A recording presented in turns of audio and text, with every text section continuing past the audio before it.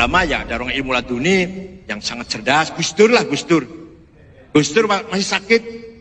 Saya di kamar ada saya, Pak Muhaimin, Saifullah Yusuf, Pak Wisnu, Tua Golkar Jawa Tengah, terus Cakrawardaya, mantan Menteri Koperasi. Gus Dur lagi masih agak sakit, masih dalam penyembuhan lah, pemulihan. Tiba-tiba duduk apa mengatakan? Aku mengkodadi presiden. Saya nanti jadi presiden. Kita orang lima kaget. Ini Gus Dur konslet ini. Konslet ini. Gak waras Gus Dur ini. Masih Pak Harto itu. Tapi apa yang beliau katakan? Nah, ini banyak sekali, banyak. Suatu ketika saya jalan-jalan pagi, ini sudah gak jadi presiden, mantan presiden. Jogging pagi mampir ke rumah saya, minta minum air putih dan roti tawar. Tidur dia, tidur. Ada AC-nya dingin. Tiba-tiba bangun mengatakan, mengko sampean nek umur 56 jadi ketua umum PBNU. Mengko sampean kalau sudah usianya 56 tahun jadi ketua umum PBNU. Betul.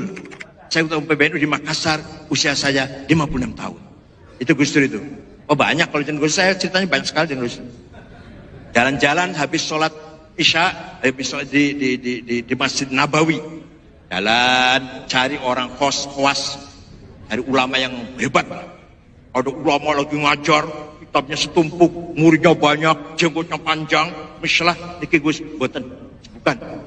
Ada lagi ulama lagi ngajar lagi, bukan. Itu lagi sebelah sana, bukan. Ada orang Mesir, ya, soal banyak kecil-kecil saja, lagi wirid, lagi berdoa. Ini katanya, berhenti di situ. Nggak ada muridnya, sedang sendirian. Nggak ada yang menganggap ulama itu.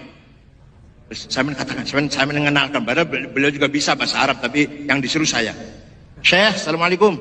Saya ada Rais Akbar Jam'iyah di Indonesia, Jamiatul Ulama, ismuhu Abdul Wahid. Ada apa katanya? Apa yang dia mau? Yatlub minka doa, minta doa. Doa apa? Ya doa selamat lah. Doa doa. Ya, doa, mendoakan, sudah selesai. Orang ini lari sambil sajadahnya ditarik. Saya mengatakan begini, ya Rabb, ma dzambi hatta tu'arrifani iya. Ya Allah, dosa apa aku ini, kata orang ini. Kok jenengan buka rahasia aku pada orang ini. Waktu itu wali lagi nyamar kok. Seperti intel lagi nyamar, terus ketahuan. Ya itu kan punya salah intel itu berarti. Kurang rapi berarti. Ini wali lagi nyamar. Wali maktum an uyunin nas. Tiba-tiba Gus Dur tahu. La ya'riful wali illal wali. Tidak akan tahu wali kecuali wali, yaitu Gus Dur, dan ngejak saya, jadi saya bau wali. Itu khawatir malakuti.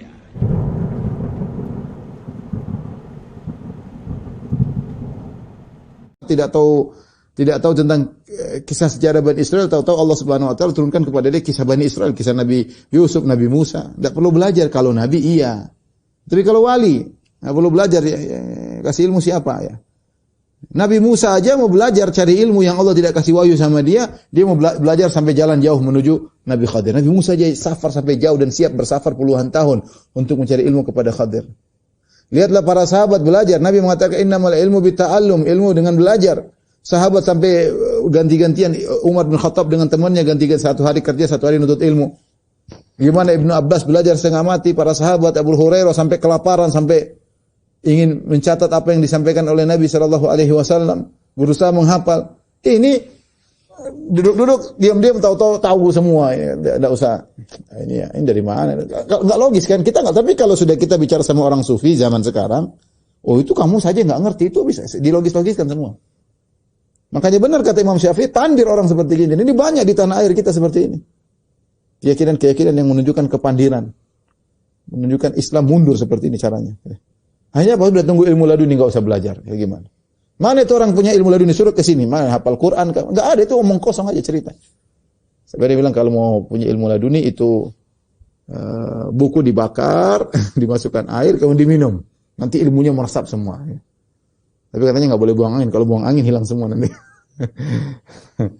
Ya, subhanallah. Makanya Ibnu Qayyim berkata, "Fal ilmu laduni itu maqamad dalil sahih alaihi." Adalah ilmu yang ada dalilnya. anja'a min indillahi ala lisani rusulihi, yaitu ilmu yang datang dari Allah melalui lisan Rasul. Wa ma adahu faladuniyun min ladun nafsil insan.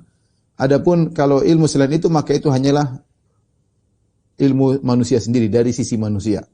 Ya, bahkan beliau berkata fal ilmu ladunni nau'an, ilmu laduni ada dua. Laduni rahmaniyun, ilmu laduni dari Allah dengan belajar dalil dari Al-Qur'an Sunnah. Wa laduniyun syaitaniyun, ilmu laduni dari syaitan. Bahkan beliau berkata ya, betapa banyak ya orang yang kemudian mengatakan saya begini, seperti orang-orang Ittihadiyah yang wahdatul wujud, dia mengatakan saya dapat ilmu laduni dari Allah.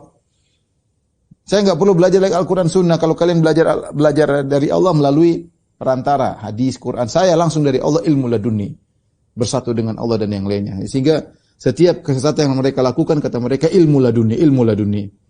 Ya kalau seorang enggak usah belajar ngapain? Nabi berkata man ta'allamal ilma, ya.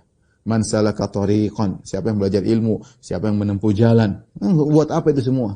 Dulu sahabat ngapain belajar setengah mati, sampai kelaparan sampai setengah mati ya. Semua sahabat ya. Mana sebut satu sahabat ilmu laduni? Enggak ada. Ilmu laduni cuma Nabi. Kalau Nabi iya, tidak perlu belajar, dia seorang Nabi. Tapi yang lainnya Abu Bakar, Umar, Utsman, Ali yang dijamin masuk surga, semuanya belajar. Ini ada orang duduk nongkrong, tahu ini pakai jin itu. Yakin pakai jin. Wah, dikasih gimana? Yang hebat-hebat saja para sahabat enggak ada yang begitu. Imam Syafi'i enggak belajar? Belajar Imam Syafi'i. Sampai safar kemana. Imam Ahmad sampai belajar. Imam Bukhari sampai jalan berapa? Menempuh belasan ribu kilometer untuk belajar. Belajar dari 1000 guru. Imam Bukhari. Bukan ilmu laduni nongkrong di rumah kemudian semua hadis ilham semua. Enggak ada. Dengan pelajari rawi-rawi, mengerti ilmu. Ya ini mana orang, tapi kalau sudah bicara orang sufi, oh, itu bisa. Kamu aja enggak percaya, kamu aja yang pandir lah. Yang pandir dia apa kita, Allah alam.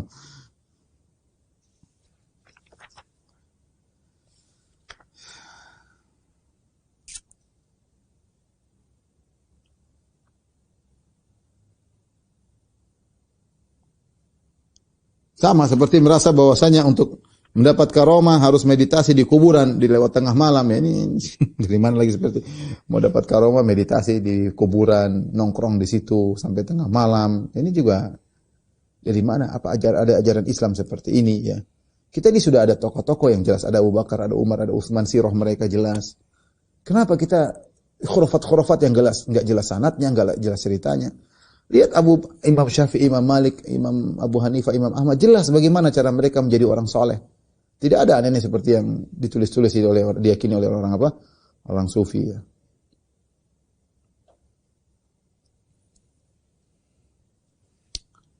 Baik,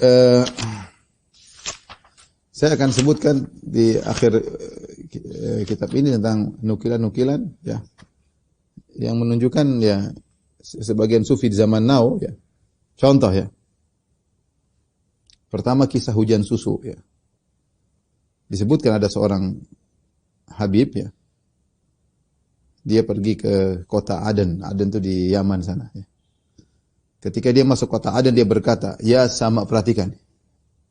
Ini seorang Habib, dia berkata, "Ya sama'u subbil laban waladu Abdullah dakhala Aden." Ya. Ya. Jadi ceritanya dia masuk ke negeri Aden ditantang, kalau kamu wali turunkan hujan susu katanya. Kalau kamu wali turunkan hujan susu.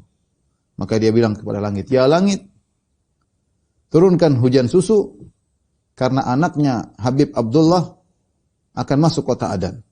Maka turunlah hujan susu. Ini cerita. Yang cerita aja dia bilang, mungkin kalian tidak percaya, tapi ini benar ya. Gimana coba bayangkan, dia minta hujan, dia tidak berdoa kepada Allah, langsung ngomong ke langit. Langit turunkan hujan karena saya anaknya Habib Abdullah misalnya. Ya ini gimana sih? Apa benar begitu? Ya. Minta kan kalau kita minta kepada Allah, ya Allah, ini orang tantang saya. Ya, terus saya bilang kalau jadi wali harus bisa turunkan hujan susu. Ya, terus Imam Syafi'i mana pernah turunkan hujan susu? Wali atau bukan? Ya.